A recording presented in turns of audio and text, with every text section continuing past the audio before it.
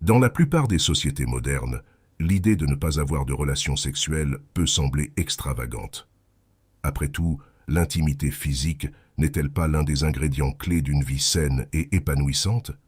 Eh bien, si c'est le cas, nous nous heurtons à un problème, car à mesure que la visibilité de la sexualité et de l'érotisme augmente à notre époque, la fréquence des rapports sexuels diminue en réalité.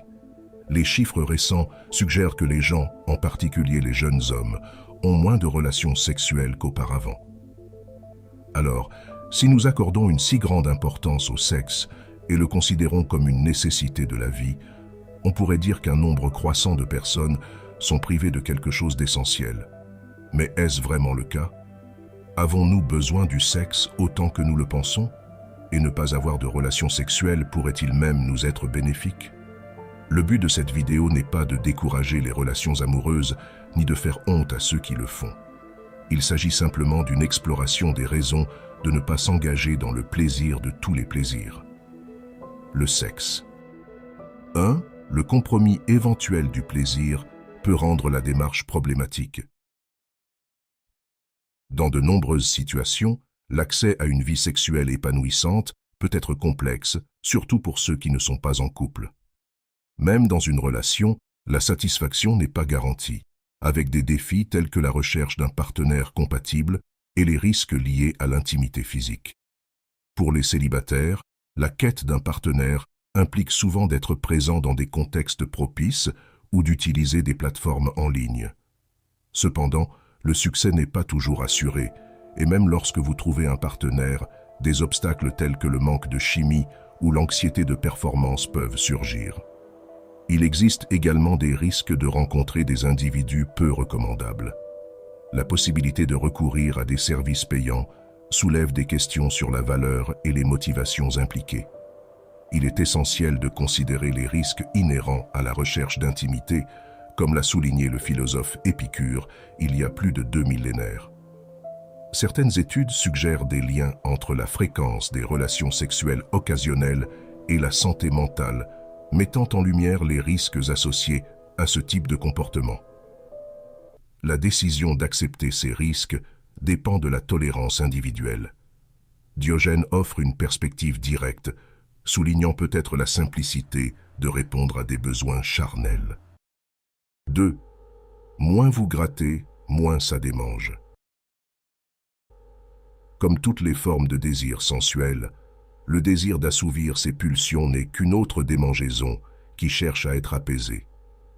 Nous pouvons la soulager soit en ayant des relations sexuelles, soit à la manière de Diogène. Mais tant que nous continuons à gratter, la démangeaison persiste et elle pourrait même s'aggraver. C'est du moins ce qu'a observé le Bouddha. La connaissance bouddhiste de l'esprit nous montre comment fonctionnent les désirs et comment nous pouvons nous en débarrasser. Pour comprendre cela, nous devons identifier la raison pour laquelle nous avons ces désirs en premier lieu. Du point de vue bouddhiste, s'engager dans la sensualité est une façon d'échapper à ce sentiment lancinant de mécontentement envers la vie. Bien que les plaisirs sensuels soient naturels et profondément enracinés, nous pourrions aussi les utiliser de manière abusive pour anesthésier la douleur. Et ce faisant, ils deviennent plus forts. L'addiction est essentiellement l'indulgence extrême dans la sensualité, transformant des choses comme manger ou surfer sur Internet en habitudes compulsives. Ainsi, plus nous gratouillons, plus nous avons des démangeaisons. Gratter peut apporter un soulagement temporaire, mais la démangeaison du désir revient plus robuste et intense après un certain temps. 3. Une vie différente, plus vaste.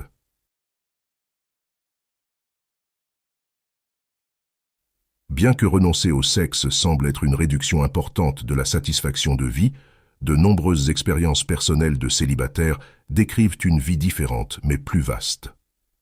Dans un article du magazine bouddhiste Tricycle, la pratiquante laïque Mary Talbot décrit comment le célibat a été l'une des décisions les plus libératrices de sa vie.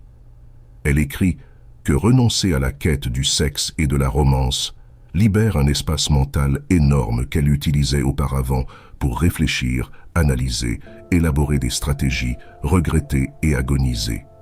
Je cite, « J'ai été inspiré par des moines et des nonnes que je connais et par la promesse du Bouddha selon laquelle, bien que la vie célibataire puisse sembler drastiquement réduite de l'extérieur, la vie intérieure du renonçant s'épanouit et s'élargit de manière exponentielle. Mon existence en tant que mère urbaine active exclut la plupart de ce que font les moines et les nonnes au cours d'une journée, mais c'est une partie de la vie monastique, ainsi que la méditation et l'isolement que je peux pratiquer dans l'intimité de ma propre maison. Fin de la citation. Supprimer la quête du sexe et de la romance de nos vies diminue probablement notre engagement avec le monde extérieur. Mais ce désengagement crée également une opportunité pour que le monde intérieur s'épanouisse. 4. Prétendue transmutation sexuelle. Bien que populaire auprès des femmes, l'inventeur serbo-américain Nikola Tesla a choisi de rester célibataire toute sa vie. Tesla affirmait également que l'abstinence jouait un rôle essentiel dans sa créativité.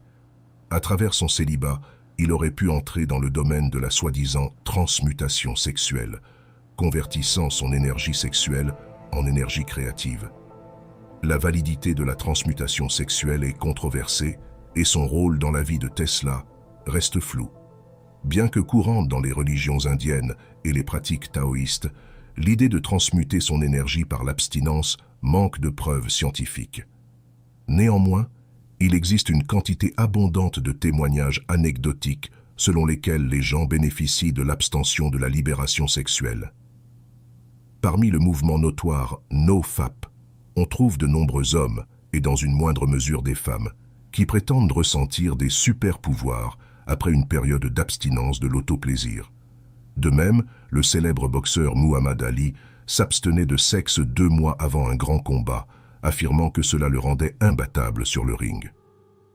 En 2010, la célèbre chanteuse Lady Gaga a décidé d'être célibataire pour protéger sa créativité. Le philosophe américain Henry David Thoreau célébrait la chasteté. Ainsi, que la transmutation sexuelle soit un mythe ou non, elle semble être un avantage potentiel précieux et une autre raison de s'abstenir des activités entre les draps. Dans l'ensemble, s'abstenir de sexe pourrait être une bénédiction pour ceux qui osent franchir le pas. Nous espérons que cette exploration du célibat et de la transmutation sexuelle vous a apporté de nouvelles perspectives et réflexions. N'oubliez pas de partager vos propres expériences et points de vue dans les commentaires ci-dessous. Si vous avez apprécié cette vidéo, n'oubliez pas de cliquer sur le bouton « J'aime », de vous abonner pour ne manquer aucune de nos futures discussions fascinantes.